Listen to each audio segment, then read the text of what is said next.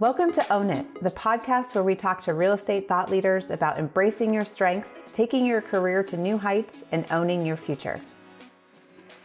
We are live at Side by Side in San Diego again with my ultra-hydrated co-host, Spencer Kroll. Drinking lots of water today. Drinking lots of water today, yes. I love it. Well, and our very handsomely dressed and comedic genius, Rick Sharga, is our amazing guest. I'm excited to be able to chat with you in person. And I mean, we would have done this on Zoom, but this is much more fun. Oh, no, so it is welcome. much more fun. Thank you for having me, and thank you for the shout out for the humor. It's I don't get that kind of response at home, which is why I like coming to Side by Side. I can pat you on the back a little bit. Yeah, normally when you hear like, an economist is going to speak and is doing an economic forecast, like, oh no. Because a lot of times people are talking over your head because they just want to sound like, hey, I think they do it a lot of times because they don't want you to understand if they're making some sort of prediction or something. Well, the interesting thing is there's a theme in a lot of the people that we speak to, and how did you get into real estate? And, it was either by accident or it was a second career or third career. And I heard that that's a similar situation with you and your forecasting economics and housing stuff. So please do tell me this story. Yeah, I'm an accidental tourist in this part of the business, and I do tell people regularly that I am not a classically trained economist by any stretch of the imagination. I have a world of respect for these people with, PhDs in economics, because I would have probably just shot myself. I was actually a journalism major at Temple University with a specialization in advertising and public relations. And the first half of my career I spent doing marketing for technology companies. Big ones like Toshiba and JD Edwards, and startups like tickets.com. And I was happily going along that path when the dot-com bubble burst. And suddenly there were no jobs in technology marketing. I started doing consulting. And one of my clients was this little startup called RealtyTrack, which was going from a regional business to a national business and broadening its audience from California realtors to investors nationally. And I was there on what was supposed to be a 6-month engagement right before the foreclosure crisis hit. And I had my CEO teed up to do all of the press activity. So got him an interview on CNBC's Power Lunch, and he just crashed and burned. It was one of those moments that you never forget. His mother called him to tell him how bad he was. Oh, that's horrendous. But they were from New York originally, so it was that kind of New York tough love. You understand that. I understand. Sure. Did they toss you off the cliff then? Oh, yeah. Well, into the Hudson? My parents just stopped talking to me. But it's very clear that my brother's the favorite, but yeah. So anyway, he asked me if I could handle the press stuff going forward until we came up with a better solution. And it took 10 years to come up with a better solution. I spent the whole Great Recession and years coming out of it doing the press work. But in the press work, I tell people I kind of got my MBA in real estate data. RealtyTrack kind of morphed into Atom Data, which is a data company. Just copious amounts of real estate and mortgage industry information. And every time I'd have a conversation with a reporter that asked me a question I didn't know the answer to, so I'd have to go research. And gradually I stopped talking just about foreclosures and started talking about the mortgage industry. And from there I started talking about the real estate industry. And one thing came to another, and my career kind of veered into market intelligence. And so nowadays I run my own little company, CJ Patrick Company, and we specialize in market intelligence for real estate and mortgage industry companies. And I spend my whole day really neck deep in data. I've been doing it now for between 20 and 25 years. I don't know the exact number, but it's all I've been doing is living with that data, and I never set out to do it, didn't have the right educational background to do it, and just been blessed to have learned from so many really, really intelligent people in the business. So we were talking with Laura Alice, one of our commercial real estate partners, yesterday, and she had an interesting statement, which was a lot of the commercial stuff is behind a paywall. The average consumer doesn't understand it because the data is not available. With the change to Zillow and other places like that where general people go to see home prices, prior to that, they couldn't go there. They were paywalled by the MLSs. Is there something similar with interest rates and mortgages? Because I don't think the average person, all they do is see what says on CNBC or Fox News or whatever. but how can they actually go and find it and learn themselves? Yeah, Spencer and I were talking a little bit about this before we sat down. The proliferation of publicly available data on the internet is just mind-boggling. It's possible to find just about anything you're looking for information-wise these days. Even in the commercial market, there's a lot of information available. I was talking to somebody yesterday who was asking me, where do you find this and that? And I said, well, government sites, the Census Bureau, the Department of Labor have tons and tons of information on salaries, on jobs, on trends, migration trends. We were talking about this morning at Side by Side. So a lot of this information really is readily available, and it's as easy to find as doing a Google search that says today's mortgage rates. But I also, so you can get a lot of it there. The data itself is readily available. It's understanding what the data means and what the numbers are telling you that really becomes a little bit of an art form, or maybe part art, part science. And that's what's taken me a long time to really understand. That, and for somebody like me, I've gotten to know economists at the Mortgage Bankers Association, at Fannie Mae, at Freddie Mac, at CoreLogic, at a number of other, First American, a lot of other places, who I can call on and ask for either pieces of information or to kind of bounce around ideas on what they're seeing versus what I think I'm seeing. And the reason I think I've kind of fallen into this piece of business is, oddly enough, because of my advertising and public relations background. So when I started by talking to the press about these numbers, I had to talk in a way that the average viewer or listener could understand. And I know that when it comes to this information, I'm not the smartest guy in the room, so I've never pretended to be. And I think just speaking to people in a way that I can understand the data makes it that much easier to understand, and that much clearer in terms of what it means to people's day-to-day businesses. Yeah, I think that's really important that you did make it accessible. You make it enjoyable, by the way, also. So I do appreciate a lot of the humor that you have in there. I guess knowing where to find the stuff is one part. I think knowing what to ignore might be another. Because, the noise? Well, no, because you have these influence. I don't want to throw TikTok under the bus, or we have influencers that are saying I'm proud of one you that thing. You know what TikTok is, Spencer. Thank you. I have kids. So I've never been on myself, but that's something else. But do you find that there's a lot of noise, that there's a lot of misinformation out there, that there's people have ideas? Drives me completely insane. If I see one more YouTube influencer promoting the coming tsunami of foreclosures and how the economy is going to blow up and we're going to see house prices go down 30, 40, 50%, I'm going to throw something. It is bad, and people have to be able to tell clickbait from legitimate information. So understand your sources, and at the risk of sounding extraordinarily cynical, which sometimes I can be, if somebody's giving you that kind of alarmist headline, and they're trying to tell you something, they're probably lying. Mm-hmm. It's sad. I because I came out of the foreclosure part of the real estate business, I do get a lot of questions, and people contact me a lot about what's going on in that part of the market. And there are organizations right now that are selling agents courses on how to succeed in the coming wave of REOs, bank-owned properties. And I got to tell you, REO activity is running 70% lower than it was prior to the pandemic. There are no listings available for new agents, barely enough for some of the people that have been in the business 20, 30 years. And there's none coming. And I see people charging thousands of dollars for certification courses and educational programs so that people can, quote unquote, get ready for this wave, and there's no wave. So it chafes me a bit. I see good people getting taken advantage of.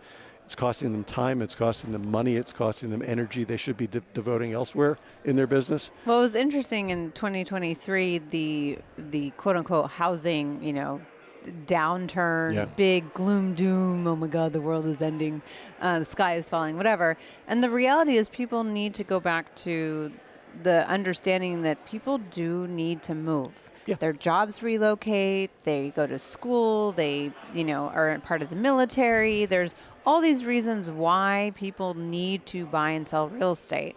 And that's not changing. No. So one thing that I always find very fascinating that you always put on is the migration of people. Yeah. Where are they going and why? Yep. So COVID, obviously people were exiting, mass exodus out of the big cities, and now it's kind of some are going back to work, some aren't going back to work.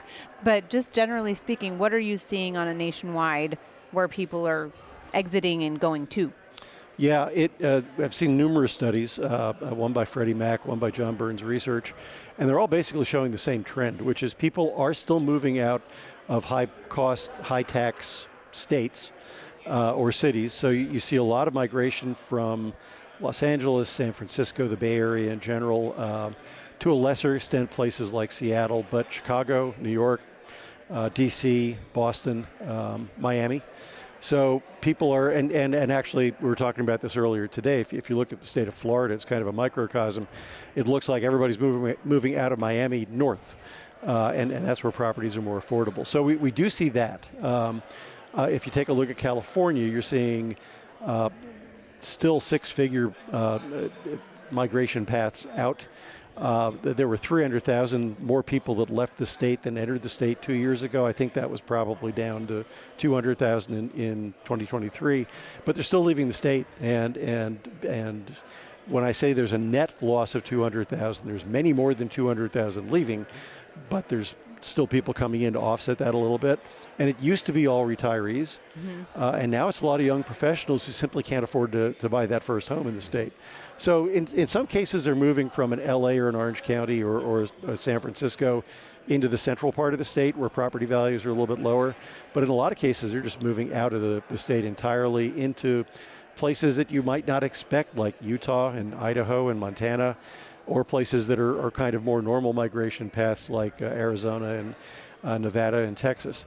But you see that migration continuing at a slower pace than it did a few years ago. But now I think it's more about affordability and lifestyle than it is about trying to get away from the pandemic. I was kind of shocked, actually, from the map that we saw. First of all, what Florida looked like. I mean, that huge, I guess they're like bubbles for like every, for a certain number of thousands of people that moved in, and it kind of looked like the Michelin Man a little bit because there's so many bubbles there, and then that big red dot. It also looked like a Christmas tree. Why did you pick green and red? I did not. That was Freddie Mac picked the colors. I just borrowed them. But Texas, there was like no growth in Texas. I was shocked by that because so Houston, many. At least there was a green bubble. In Houston. Okay, a green bubble in Houston. I know it's green.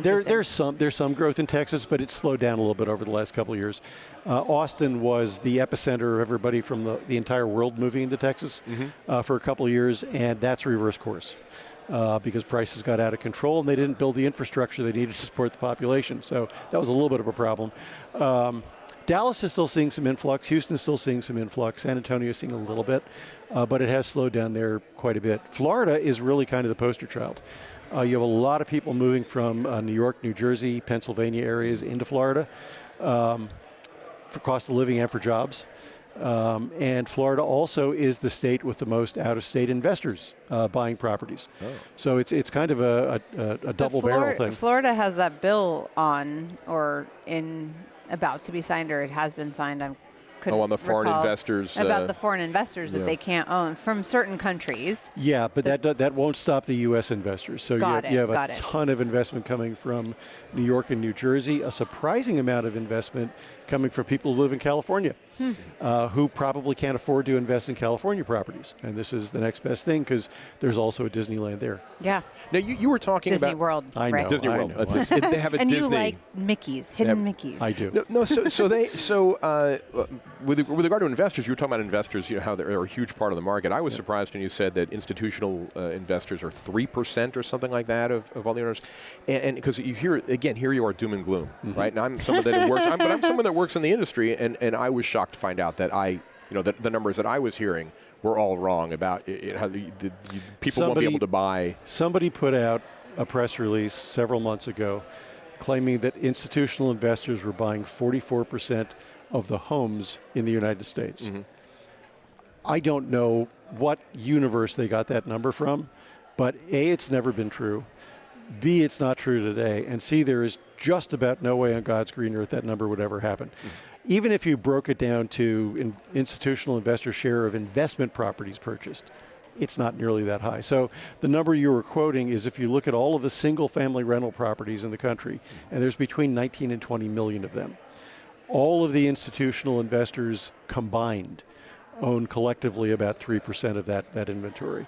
Now, when they came to market, they were buying thousands at a time. Sure. But if you buy 20,000 properties and you own them, and there are 20 million of those properties in the country, it's a tiny little fraction.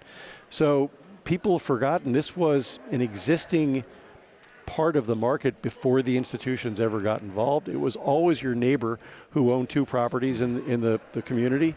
And those mom and pop investors who own 5 to 10 properties, they still own 90% of that inventory that's out there. Now, there are markets like Phoenix, like Atlanta, I think Raleigh was one, where for a couple of years the institutional investors, including iBuyers, by the way, were buying a disproportionately high share of the properties. But that didn't happen across the country. There was a Wall Street Journal article about my hometown, Allentown, Pennsylvania, of all places, and the writer was going on and on about how Allentown was a microcosm showing how the institutions are taking over the market. And they showed a property that had an open house in Allentown, Pennsylvania, where the people lined up around the block to buy this property. And I had to make the point gently that there was not somebody from Blackstone in that line. Blackstone is not going to go in and compete with 100 consumers and overpay for a property. Investors don't get to be Blackstone by overpaying up for a property and then making a loss on the sale. So that was just showing that demand was there, and demand was really what was driving prices, not institutional investors. Well, maybe they listed that property for $1 and we're auctioning it off. Yeah, that's a try. They weren't, but that is a tried and true tactic. If you're in a buyer's market, it's or I'm sorry, if you're in a seller's market. And now we've been in a seller's market for a while. That's probably not going to change in 2024. And again, that because of limited supply and strong demand, pent-up demand, I think that suggests we're going to continue to see prices go up this year.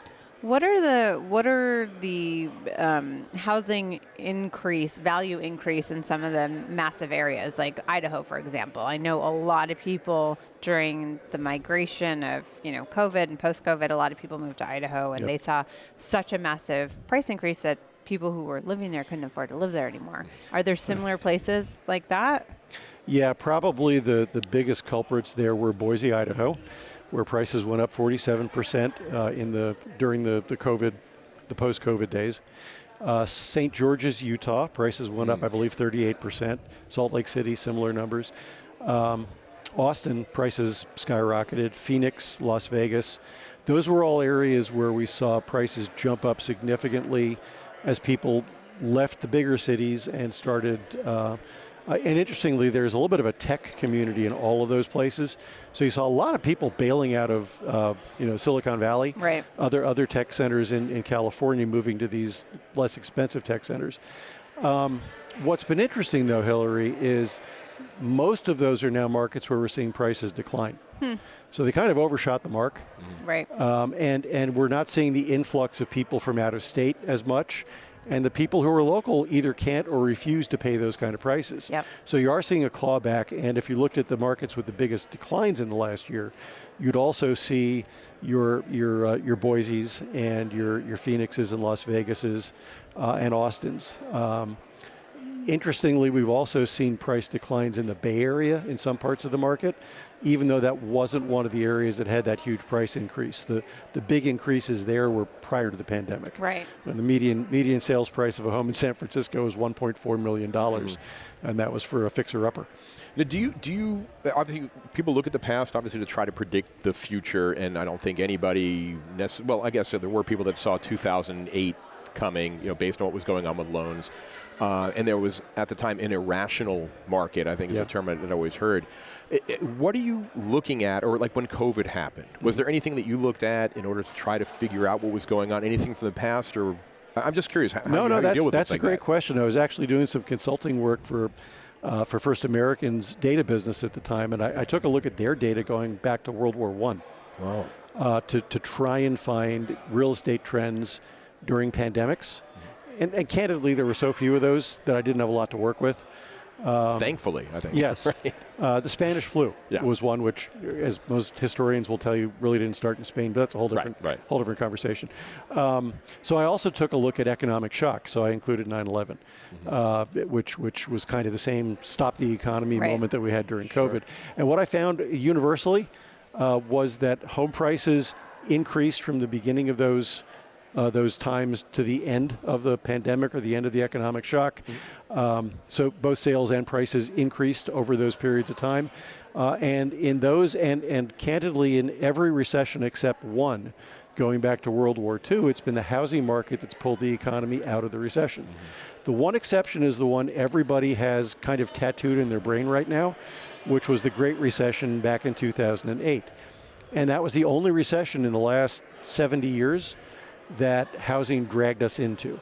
But to be fair, in my personal humble opinion, a lot of what I saw was back then was so many properties that were over leveraged because people pulled out HELOCs and bought toys and went on vacations and, paid for things that really they couldn't afford had they lost their job. And then the market goes down and one person in that house loses a job and now all of a sudden you can't pay your mortgage. It wasn't because the housing industry went kapoop. No, the housing industry... Kaboom. It was not the fault of the real estate industry. The mortgage industry had its fingerprints all over it. We can talk about that. But, excuse me, I'm almost tired of talking about why 2024 is not the same as 2008. None of the market dynamics are in place. Right. And you're right. It was kind of a perfect storm of things that happened. I was telling a group yesterday, there was a story in my local newspaper, the Orange County Register back then, about a real estate investor who had 8 properties in foreclosure. 8 properties. And they profiled the investor. She was a cleaning lady in Santa Ana who was making $32,000 a year. And somebody in the lending industry decided it was a good idea to give her 8 mortgages on investment properties. And when the market went sideways, needless to say, all 8 of those properties went. I mean, financially, I'm sure that poor woman is kind of ruined for the rest of her life. But we had the ninja loans back then. We had people doling out loans to borrowers who shouldn't have qualified. I knew people in the industry who quit because they couldn't, in conscience, keep doing what the industry was doing.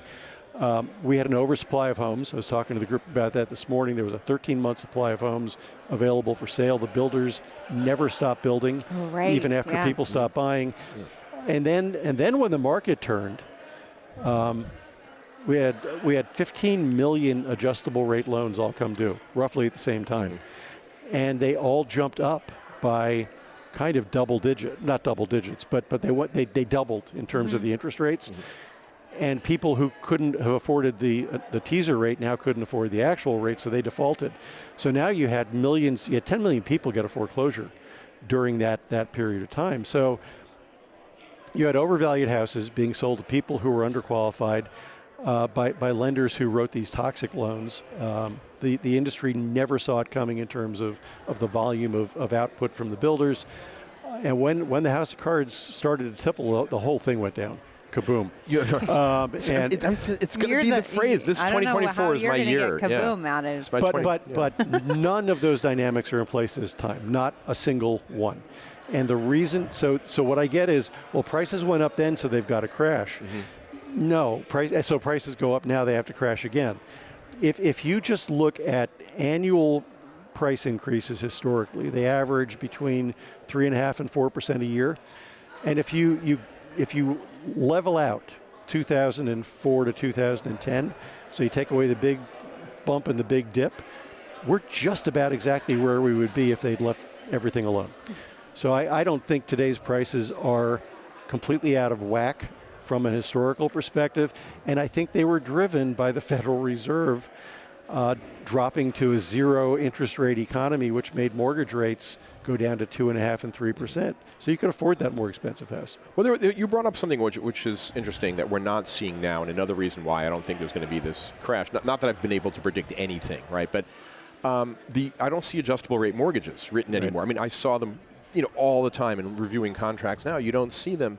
And I remember listening to somebody, maybe this was in the noise, and I was thinking it sounded right, but it never happened, was they said, well, all of these loans, it was 2008, things are crashing. Well, people are still able to pay, but now we have these adjustable rate mortgages, which are going to come up in 4 years forever. But the rates never went up, right? We never had that thing, so people were able to keep those quote-unquote teaser rates because we had the zero. So I think that it kind of cuts both ways, the zero rate economy, or I think that kind of helped with a softer landing. It did, but the bottom line is just about everybody who could have benefited from refinancing into the lower fixed rate loans during that period did. I mean, there are people that do studies on, how many people would benefit from a rate-based refi, and just about everybody who could have did at the time. I mentioned there were 15 million adjustable rate loans. That's not an exaggeration. This cycle, there were about 1.5 million. Wow. And they were all underwritten under the new guidelines that the government put in place, the CFPB put in place, which meant that the borrower had to be able to qualify at current full loan interest rates as opposed to the teaser rate, or they wouldn't be able to get the loan.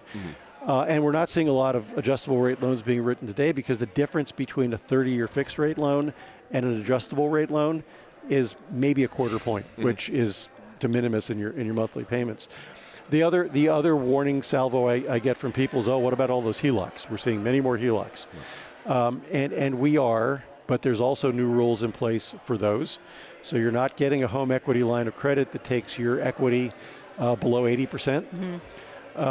And most of the people taking them out are either using them for debt consolidation or they're using them to do work on their current home. So what we're not seeing, and a lot of boomers, by the way, who are aging in place and not putting their properties on the market, are modifying their existing homes so they're more livable as the boomers age. Right. Well, because, to be fair, I think it makes more financial sense if you have a rate that is, 2%, not to move and just pull a HELOC, do your renovations so you can live in it, versus, oh, darn, I have to sell my house and now I have to move somewhere else. But HELOCs are still a fraction of where they were in the early 2000s, and they've actually gone down 2 quarters in a row in terms of volume. So, again, these red flags that people keep waving, I just don't see them being real problems. Yeah. I think the philosophy has changed on HELOCs, though, too, because I remember a lender saying to me, well, you get the HELOC and you pull that money out immediately instead of just having it in place in case you needed it's a checkbook. it. Yeah, and so I think that was it, too, that people just figured it was just going to keep flowing. I remember during the day,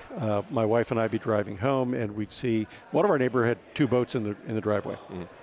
Doesn't everyone need 2 boats, Rick? Apparently not. And then, you see the boxes out in the trash from the huge big screen TVs and the new entertainment centers and all the expensive cars. And we're not poor, but we're not rich. And my wife was saying, how can all our neighbors afford this? And I said, they can't. They're pulling money out of their houses. These are the people that are going to be in trouble. And sure enough, when you saw the houses in the neighborhood in foreclosure, it was them later. You bought a discount. You bought a boat on discount from them, didn't you? Did you? No, I did not. All right. No. Well, I believe the line that the best 2 days for a boat owner are the day you buy it and the day you sell it. And so I decided to skip that whole interim period. All right. But when we were doing short sales, that was it. Like, you looked at what was their mortgage, and then what did they take out? Sometimes multiple times they took out, right? As the value, quote unquote, of their home went up, they took out more money. And now I think the difference is all this education, hopefully, that has come out of the Great Recession is that be smart and here's some tools so you can learn how to manage it. I don't think that we had that even in, school. Oh, no. Never. No, we don't even tell kids how to balance a checkbook, much less. Well, I was going to say, what are checks? Well, we have that. I have two adult kids. Do you balance Venmo? But we also have much stricter guidelines for the lenders. And what's interesting is I got to see the lenders go from lending to everybody to lending to almost nobody. And they did that on their own as the market turned. And then the CFPB came in and basically codified all of the things the lenders had already done. But it does keep them in a pretty tight box. And so you don't see the kind of risk in the loans that you saw 20 years ago. And I think that keeps a lot of people out of trouble. Which, on the flip side, take that thought and turn it upside down. Now we're having conversations with realtors how to use creative financing to get their clients to be able to purchase this house now that the value is up and the rates are up, and how can they not qualify, but how can they come up with the down payment assistance or, whatever else the additional costs are that they didn't have 2-3 years ago. So yes, it's a safety, but did they go too far overboard? No, you have to minimize the risk. I think for a lot of people, one of the happiest days in their life is when you hand them the key to their new house. Mm-hmm. Yes. And probably the most devastating thing you can do is take the key back. Oh God, remember cash for keys? Yeah, well, it still exists. Actually still exists, but now you get more cash because the market's so hot. It's a tough line to kind of balance on if you're a lender. The big banks don't want to get beat up in the press. They don't want to get billion-dollar fines from the government like they were getting. So they're really, really tight. Some of the non-bank lenders, the Quicken Loans, the New American Fundings of the world, they'll be a little looser with their credit requirements, but you don't want to put a homeowner in a position where they have a good likelihood of failing. Right. And the other thing that I thought you were going to go here that's becoming a real challenge, particularly in California, Florida, and Texas. Fire insurance? Insurance in general. So in California, it's fire insurance. In Florida, it's flood. In Texas, anybody want to take a guess? Ice. Hailstorms. Oh, there you go. Yeah. So according to Verisk, Texas was the hailstorm capital of the world last year. 18% jump in hailstorms, severe hail events. So that means you're getting a hailstone 2 inches in diameter. Billions of dollars of damage. Yeah, did you know I'm a licensed insurance agent? I don't know if you knew that. I am. Anyway. Our producer is going to just write a tally on your list of things that you either I don't have practice. accomplished I just have or the used license. to do. There was the age of irrational exuberance, right? And I miss those days when you really couldn't understand what an economist was saying. Luckily, we can understand what you're saying. What are 2 or 3 things that we have top agents that are listening to the podcast? What are some things that you think that they should be taking away or that they should be keeping in mind? From a really basic level, I think they have 2 things going in their favor in 2024. One is that I do see the market rebounding in terms of sales volume. So we talked about the fact we never saw that house price crash that all the YouTube influencers talk about, but we did see volume plummet. So we've had the lowest sales since 1995. And even at that, there's still going to be 4 million sales last year. We're probably going to see roughly 4.5 million this year. So it's going to feel better than it did a year ago. I also think you'll have less competition. Whatever happens with all these lawsuits that are going on with NAR and the real estate brands, I do think we're going to see a decline in the number of realtors that are out there and actively fighting for those same listings. If I'm an agent today, I'm probably looking at a couple things. One is that the people that are going to list their properties are typically people who are going to need to list their properties. Still a big number, but these are people who either are getting a job or losing a job.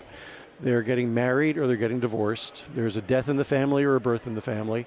Or maybe they find themselves in financial distress and they're in foreclosure.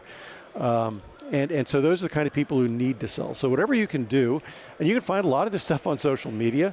You can find a lot of this stuff in local news feeds, but do what you can to find those need to sell people, and keep in front of your database of contacts, because you just need to be top of mind when the time comes. So during a downturn is actually the best time for you to market. Right. Every industry I've ever been in, the people that market through a downturn come out ahead. The other thing I would tell them is to get involved with the local investor community. I know a lot of agents hate working with investors. They can be a pain in the neck. They'll often ask you for a discount in your commission. The trade-off is they'll have 6 properties they're going to buy and sell this year. Right. So they become frequent customers, which you're lucky to get in the real estate industry, when the average person doesn't buy and sell a house except every 7 to 10 years. But investors will account for about 30% of home sales right now. So if you're not talking to investors, you're missing out on a third of the deals going on in your market. Right. Yeah. Well, and it's not all gloom and doom. 2024 is going to be a bang-up year if you know what you're doing.